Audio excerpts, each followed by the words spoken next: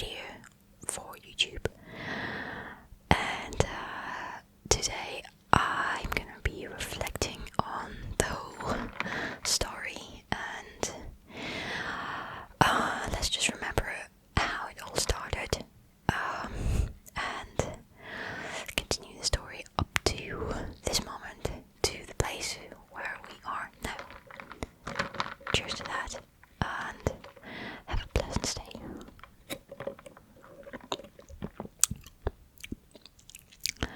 Let's begin.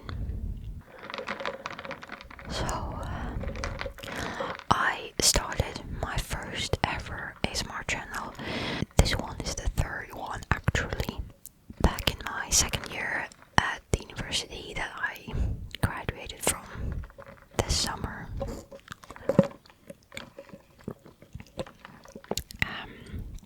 So the idea came to me after a few years of watching ASMR videos on a regular basis. I actually first discovered the whole ASMR phenomenon back at high school in like 10th or 11th grade. We have 11 grades in this country. So, and I was amazed. At first I didn't get it, so my first ever ASMR video was an unboxing of some iPhone by Paris ASMR, who had a really spooky, tense intro to his videos back then.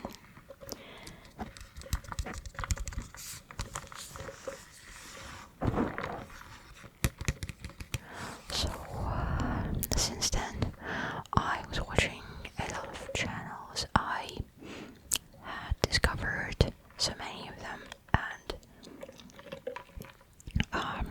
I suppose what brought me to the thought of making my own videos was that I couldn't always find exactly what I wanted, or I could always spot something to improve in someone else's videos. What was funny though was that I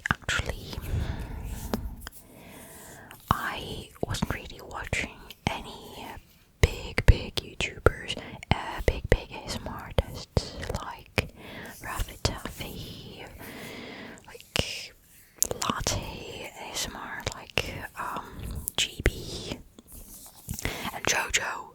Come to think of it, we were actually, Jojo and I, we were born the same year. Don't know the equivalent of like people the same age in English. But yeah, so we were graduating from school at the same year, and at that time, he made his own channel, and I was watching his first videos, like an hour long videos, where he was just sitting at his desk with a cranked up blue Yeti and his photo booth, and he was just doing nice show triggers. I definitely remember like the Pringles box and some sports kit. I'm not sure what those were, but anyway, and yeah, so I was watching those videos and I really enjoyed that guy. And some years after that, I discovered that he became an ASMR celebrity. Big ups to him. So when I finally decided on starting my own channel, I wanted it to be completely lo-fi, possibly because I was heavily influenced by Blade Whisper Pro. But I wanted to have some microphone, maybe because I tried whispering into my phone. By the way, let me bring it into the picture. I will be showing you my retro kit today. There it is. It is pretty heavily beaten up after all these years. Yeah. This is an old Huawei Y9 something. I was using this phone for more than 4 years, and well, it's definitely got its bumps and scratches.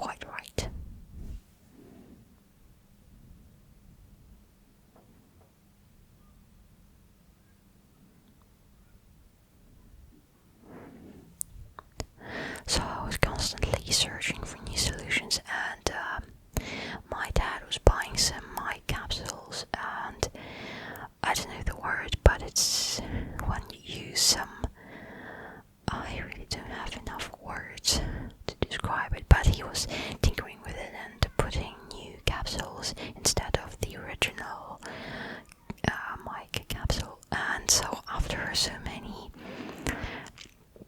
repair works. The wire seemed to be not quite right anymore, so I had to stop using the mic. Well, before I dive into the next stage of my ASMR career, let us hear some sounds from back then and hear me use this mic now at this day.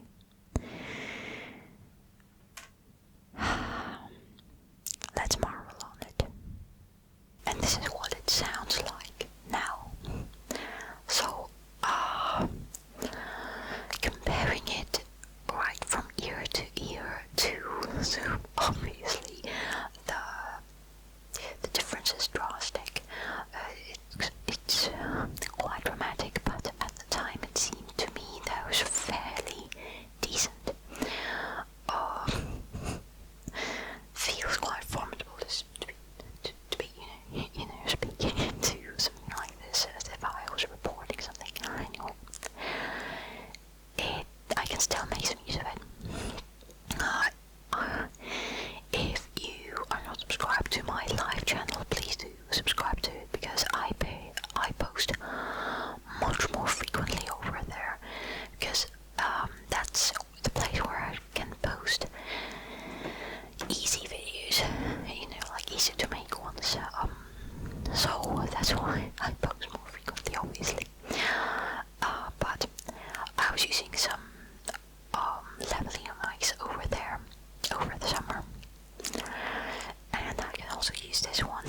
I just didn't want to spoil it for I didn't want to give it away before I made this video. I'm actually recording it differently right now. Obviously I'm using a camera instead of a phone, like I was doing at the very beginning of my career. So I'm using this recorder. It's got the microphone with an adapter plugged in, and also the headphone to monitor the sound, because I can never be sure if this thing actually works.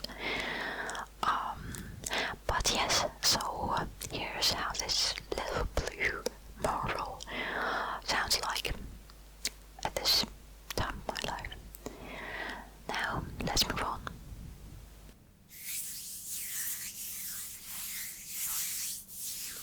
So, that's how it happened.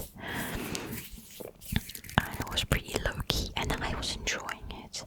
I could understand that a few people actually enjoy those videos, and they weren't pushed out to anybody by the algorithm, so yeah, but I enjoyed it, and I thought I was doing a pretty fine job. So, next stage, I had to quit my channel. Well, I didn't have to, but I did. By the time when I quit my first channel, I already had a different microphone. I took it from my brother with his consent. He didn't need it at that time. Now he receives it back, so I cannot show it to you, but it was just a pretty good studio mic, but probably not very suitable for ASMR. So I was using it, it was a much better quality. I even bought the fluffy mic cover for that one, which I continued using next on my second channel. So my second channel appeared several months after I quit my first one. Also, by that time I did more research in terms of the kit, the editing software. It sounds so big and enormous and stuff, but actually I just found some more functional but free with the watermarks apps, and I was doing better editing. Secondly, I built a new location, so it was very much a DIY. So I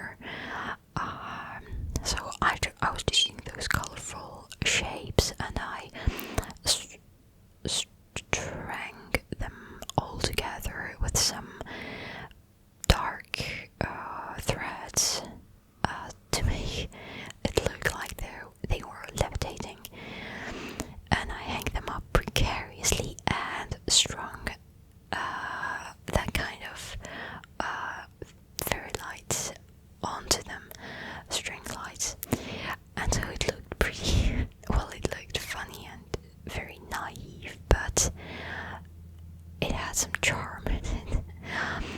And thirdly, for the new channel, I decided on using a different audio recording device, which was I didn't buy it, it was my old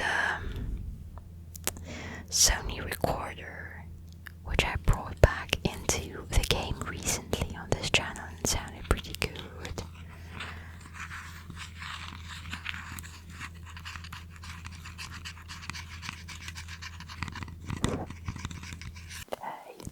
So remember me?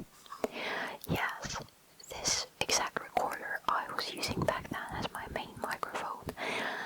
I chose it because it is binaural, so it allows this binaural sound, which was amazing to me back then when I didn't have the Blue Yeti. When I was using it recently to record a full trigger assortment video with this one, I felt there was too much white noise going around, but if I speak into it just like this, then it's probably okay. I just need my whispering to be louder than the noise. And I could actually do some soft spoken with it. I'm fairly sure it sounds alright. It's pretty decent. It's a good enough recorder.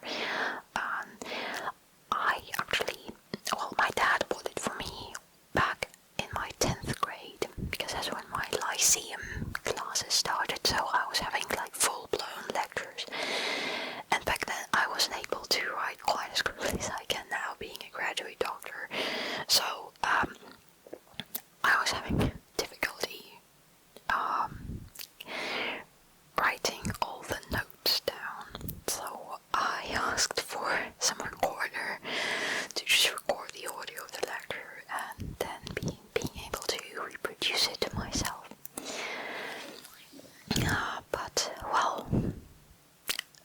I remembered about it when I needed it for ASMR, and it served me quite well. Alright, now let's move on. Come to think of it, I actually got my first ever 10,000 views with this recorder, or rather with a video recorded with it, but the video was my first ever what we now know as ASMR for ADHD, so with very short span triggers, but I called it like each trigger lasts no longer than like 10 seconds or something like that, and people enjoyed it, and I was happy they did. Yeah. Next, I got my Blue Yeti X. It usually is a big stage for small creators, and so it was for me.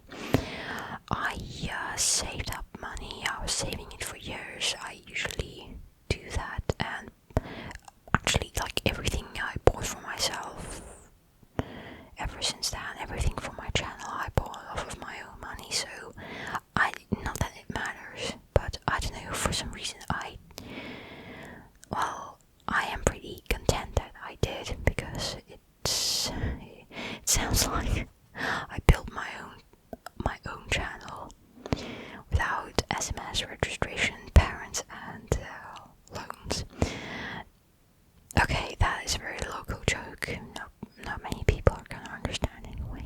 It's just an ASMR video, so you're listening probably to just relax, so that's good. Alright, so I got my Yeti, I was filming on it, and that was when my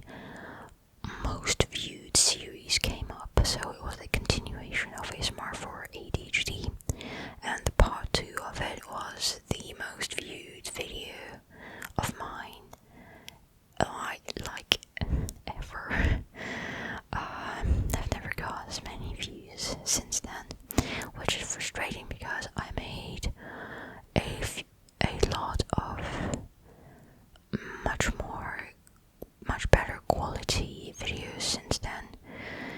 So it is a little down-putting that the algorithms never showed it to anybody. Like my Bernard Black roleplay, I still love it, and I don't know if there were a lot of them, but well. Alright, next stage was I was upgrading my kit, so it was all happening on my second channel, microevans ASMR.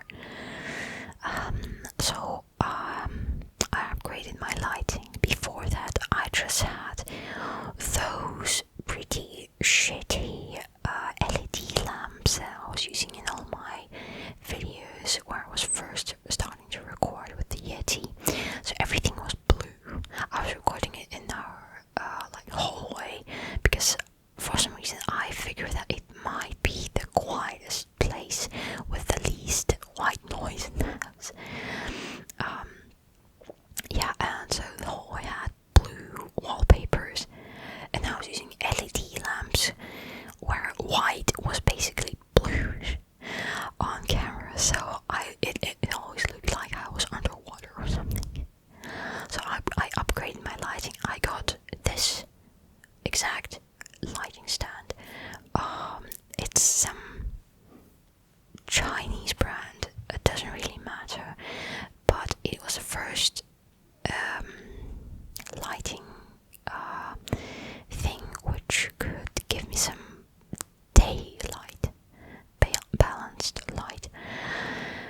And so that's when my videos started looking much better. Still, I was filming them on my phone. Next, I bought my first camera and stopped using the phone. And I was so happy, especially when I got, I love photography and videography very much. It's not just this channel, I just love it overall. And for me, I never got any formal education in that field. So what I was always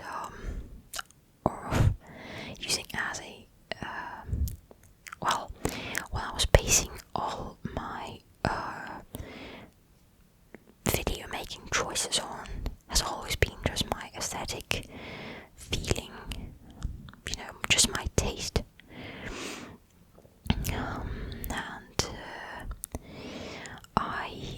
When I got my first camera, I fell into the rabbit hole of buying new lens for it.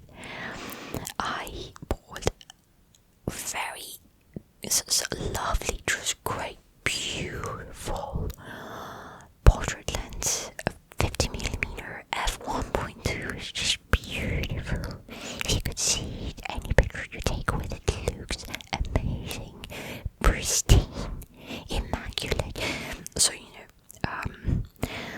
and I was having so much fun with it. The only downside of it still is that its lack of autofocus, because I could only afford cheap lens. I was in my third year, I think, and I found like a part-time online job. I was working as a copywriter for some psychiatry and narcology clinic, writing some articles for them. It ended disappointingly for me, but at least I was writing so much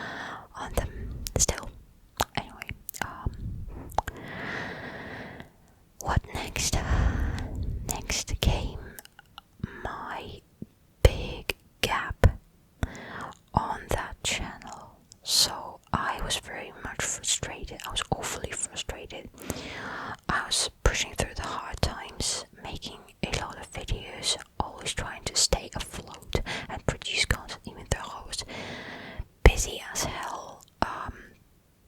But YouTube was pushing me down heavily, and I am still convinced that it was. I was like in a shadow ban or something, because like literally there was no explanation. And I finally, it just got my nerve and I decided to quit.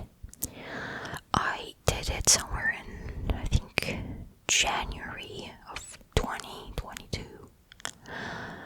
And as you very well know, a little more than a month after that, the war began. And times got difficult. Yeah. And for a year I didn't feel like doing anything. I was just, doing my university stuff, and that was it. But somewhere around the new year, in my 5th year, I was working at the hospital, which I still curse in my dreams.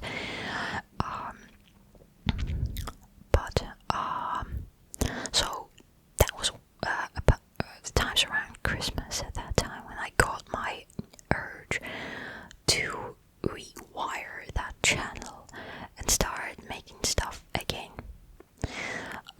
So that's when I came back with my unboxing of the Versace Eros Flame perfume, and I started making videos regularly again.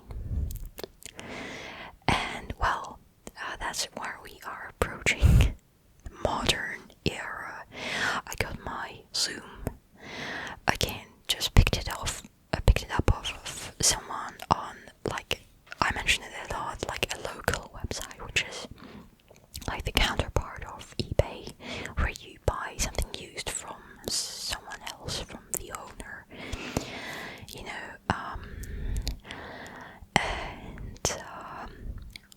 I bought the Zoom, and it's still so amazing, and I love using it. I don't know, for some reason sometimes it's more convenient than the Yeti, firstly because, well, it's wireless, so yeah, and I don't know, yeah. Anyway, around that time I noticed that I wanted to, well, dive into something different. I felt the urge to start making trigger assortments and similar videos, like, just purely trigger based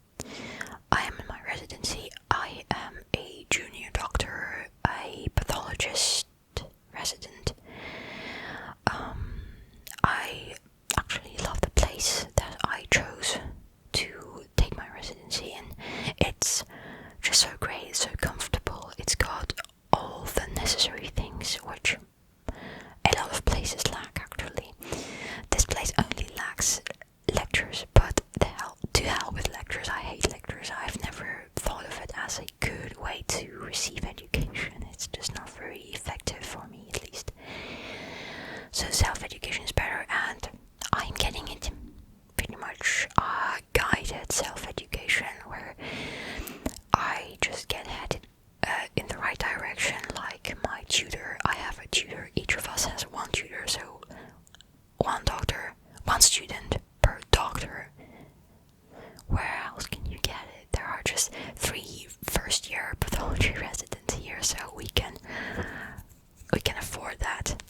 So my mentor, so she's like a senior pathologist, and I go to her to see all the like sampling and other stuff, and we can discuss anything that I have questions about, or that I didn't quite understand, or she may just tell me something, and then she would send me some literature, something to study, and I do it in my free time. I do it while I just sit in the like study room,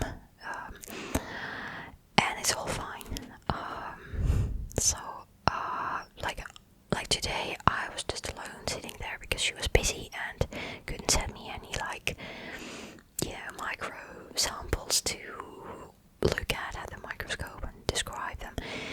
But I was pretty busy and I did it a lot by myself, so it's great, I think. Yeah, and everyone is great, and the hospital is just marvelous. It's marvelously rich. Got a little richer with my money, but still. So I'm in a good place right now. I keep the job that I was doing in summer because I cannot find a more suitable time-wise job just yet. But I'm hoping to get some professional job at a clinic, but I just need a very, very part-time job that I could do without sacrificing my residency hours. Okay, so this is the end of the story.